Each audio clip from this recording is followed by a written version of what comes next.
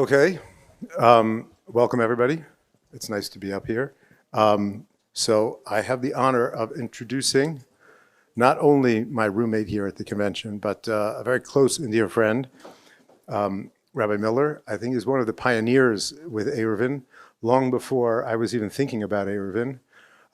He was out there on the streets in Baltimore trying to figure out how to get things done and how to do them, and he had to go through the trials. He has this used to be one of the Bibles for those who wanted to make an eruv. There's still a lot in there. I remember reading a story in here, and just to show how he was talking about they needed to get from a telephone pole to a fence, and it was, I don't know, 30 feet.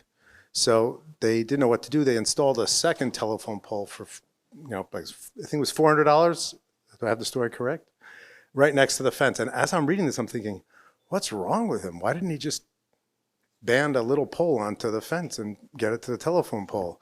And then I'm reading the thing, and then at the end he writes, at the end we realized we could have just put a little pole on the fence and run a wire. We didn't have to plant a whole new telephone pole. But I think that the reason why I had the idea was because somebody like him had done a lot of the work and had learned a lot of mistakes. There's no eruv building school that we know of yet, although that's maybe an idea. We should open an eruv building school. If we could have, if we right, this is it, or if we could get a student. But Bert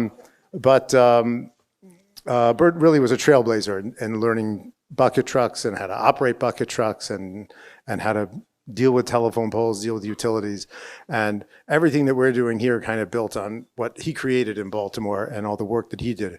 And so we have tremendous hakaras hatov. And not only did he work in Baltimore, but he helped many eruvin throughout the United States build. And it's been great partnering with him. We've actually gone out and worked together, and it's been a great honor. And that's why we wanted to present him with this. I will read it. It says, presented to Dr. Bert Miller, Lo Bashamayim Hu Lemor Mia Lo Bashamayim He Lemor Mia Lelanu Hashamayim Vikachel Lanu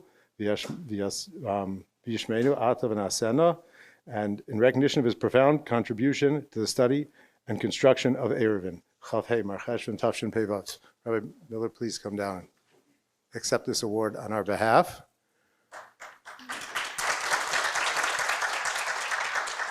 And it's truly a great honor here, and if you would like to share some with us, we'd really appreciate hearing what you have to say. Thank you very much. It was an honor last night to be the roommate of Rabbi Shotkin, room 410. This is over here. People ask me, Dr. Miller, what kind of a doctor are you? And I say, take two denominators and call me in the morning. So I teach mathematics. So that's the kind of doctor I am. It occurred to me on Friday, I've been doing this for 50 years. We started the Baltimore Eruv in 1975.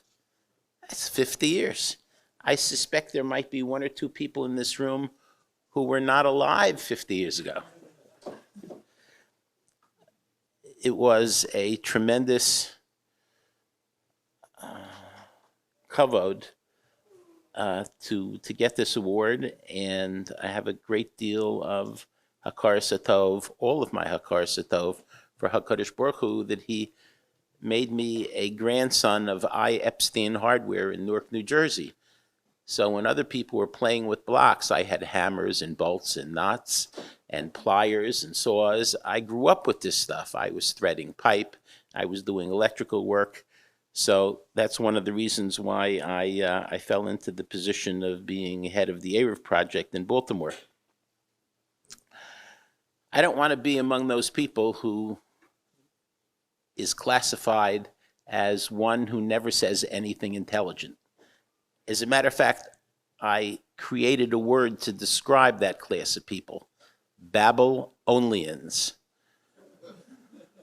Don't classify me, please, as a Babylonian. I shared with some people earlier, do you know the decimal equivalent of 1/81?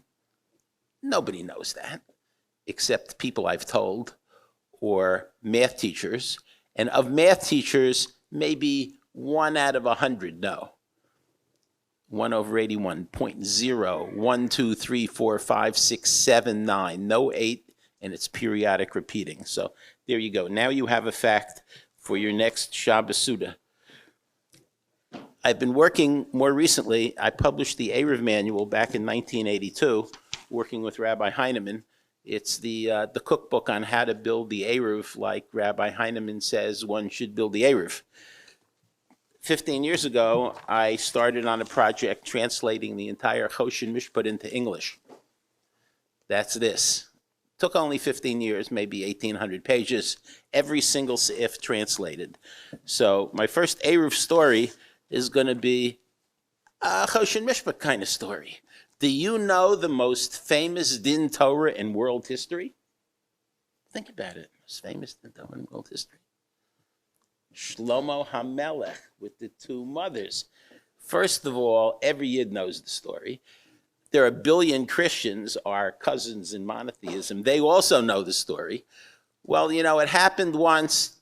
There was a yeshiva with 2 boys who needed a shidduch, and they heard about a distant town where there were 2 girls who needed a shidduch. So they got an idea. We'll send the boys to the town. They'll meet the 2 girls. Maybe something will come of it.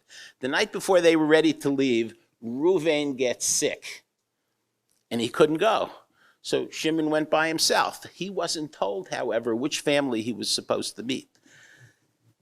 He gets to the town, and neither family was told which boy they were supposed to meet. So he gets off, and the Weinbergs and the Weinsteins are standing there, and they don't see another boy. And he says, "You're probably wondering where my friend Reuven is. Well, he got sick last night. He couldn't go."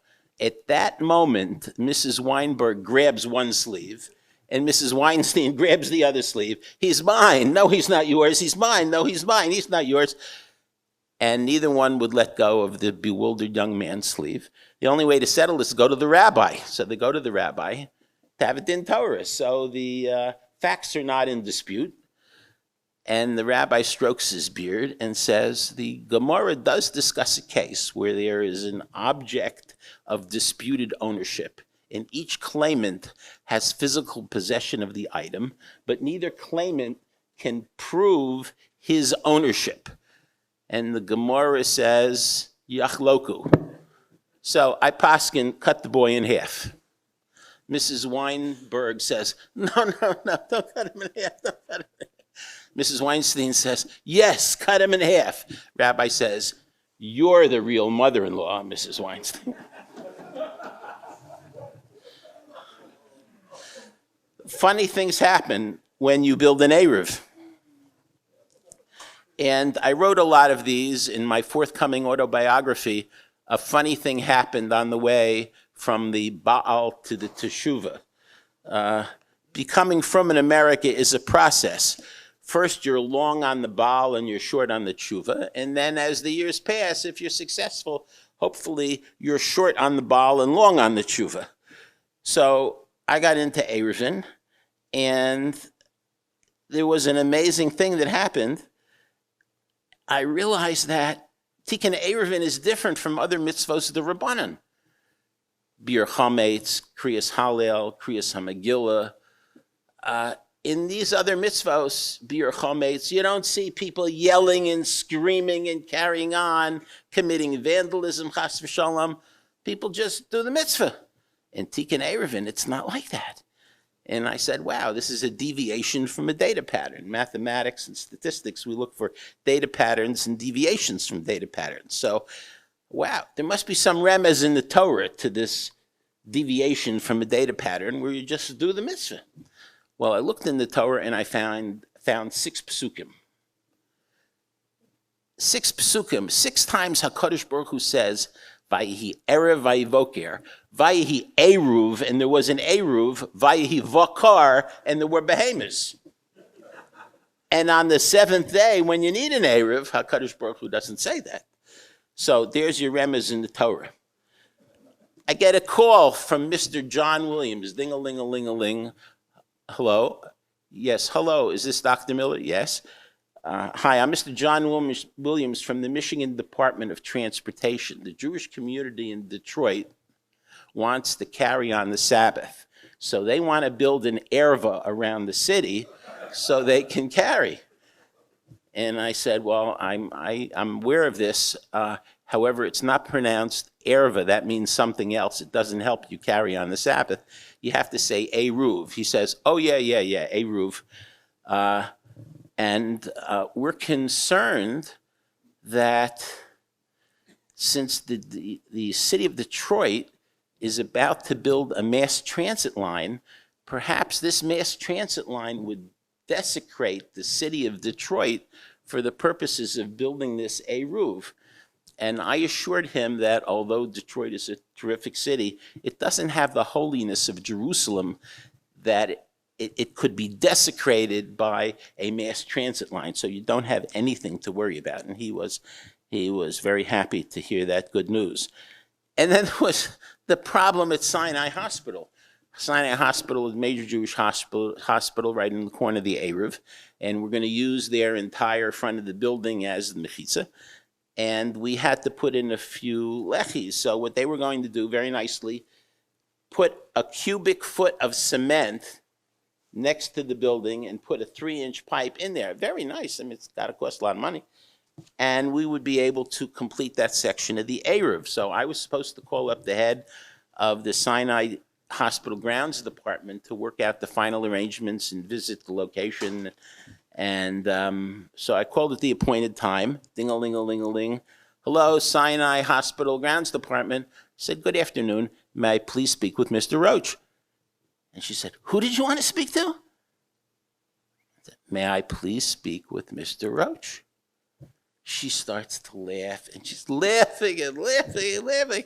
And she gets her composure back, and she says, you don't want to speak to Mr. Roach. You want to speak to Mr. Bug. I had remembered Roach. His name wasn't Roach. It was Bug. Yeah. So, Baruch Hashem, things worked out. And that leads us to my good friend Stanley Fishkind. We couldn't raise enough money. This was the first significant city Eruv outside of the New York metropolitan area, where Yidden at the time had significant political power, and Baltimore were batal b'shishim. So people didn't believe we could be successful getting the permissions, and so we couldn't raise the money. So we had to build it with volunteers. 5.5 years, volunteers. So we had a group of volunteers out in the street one day, and there are 4 guys. One guy holds the ladder on the right, one guy holds the ladder on the left, because the ladder is flat and the pole is round. You had some ladder experience this morning. It's only super dangerous. One guy climbs the ladder, and the 4th guy waves away traffic and hands up supplies to the fellow on the ladder. So my friend Stanley is up there banging on the lechi, and a police car pulls up. There's no utility truck. There are no uniforms. The guys are bearded with these strings hanging out of the pockets. And the cop leans out the window and says, hey, pal, come on down. That's the way Goyim talk in Baltimore. Stanley, a senior engineer at NASA, comes down the ladder, goes over to the police car and says, good afternoon, officer. How may I help you? What are you doing? Well, officer, we're representatives of the local Orthodox Jewish community, and we are building an invisible wall around the entire city to enhance the quality of life, to preserve the neighborhood, and improve our Sabbath observance. Hey, pal, let me give you some advice. If you want to preserve your neighborhood, nailing some sticks on some poles ain't going to do it. What you got to do is dig a deep moat all the way around the area and fill it with hungry crocodiles to eat those so-and-sos. Thank you, officer. Good luck, pal. And that was Stanley's experience. Rabbi Heinemann gets his exercise going to Sholem Zachars. Baruch Hashem, we have a lot of Sholem Zachars. One Friday night, he's got 3 Sholem Zachars to go to. Goes to the first one, says a drasha, goes to the second one, says the third one. He's walking from Sholem Zachar 1 to Sholem Zachar 2 in 2 young men on bicycles from a different different ethnic group go over to him with a gun drawn and say, "This is a holdup." And he was thinking about something in the parsha. He just kept walking. And the kid is standing there with the gun, and the victim is walking away. He says, "No, no, no, no, you have to stop." He's teaching Rabbi Heinemann how to behave as a victim in a holdup. "You have to stop, you have to stop." So Rabbi Heinemann stops. "Give me your wallet." "I don't carry. This is my Sabbath. I don't carry on the Sabbath. I don't have any wallet to give you. You don't believe me? Here, go through my pockets." So they go through his pockets. He's not carrying anything. The second robber says to the first one, "I told you, they don't carry anything on Friday night." So people learned about that. One last story. Last story is the very first lechi we were going to put up in the Baltimore Eruv. The pole happened to be on this guy's front lawn, mamish on the front lawn, like 5 feet inside the sidewalk. And I figured if our team just showed up Sunday morning and starts banging away, this fellow's going to get upset. So I better visit him maybe Wednesday afternoon. So I have my clipboard, and I had a non-yeshivish hat, and I knock on the door. Gentleman comes to the door and says, "Yes." I said, "Good afternoon, sir. My name is Bert Miller. I am a supervisor for the Eruv Corporation. We have a contract with the Baltimore Gas and Electric Company to make pole attachments, and we will have a crew on your lawn for about 10 minutes Sunday morning making the pole attachments." And I was hoping that's where it would end, and I begin to walk away, and he says, "Why are you doing this?" I didn't want that question. So I turned and I said, "Here's the inside of the house. I'm talking to the homeowner. We're now looking at the street." I said, "Do you see that heavy telephone cable? That is a horizontal. What we have to do is put verticals underneath the horizontals." And he said, "Oh, verticals underneath the horizontals. Now I understand."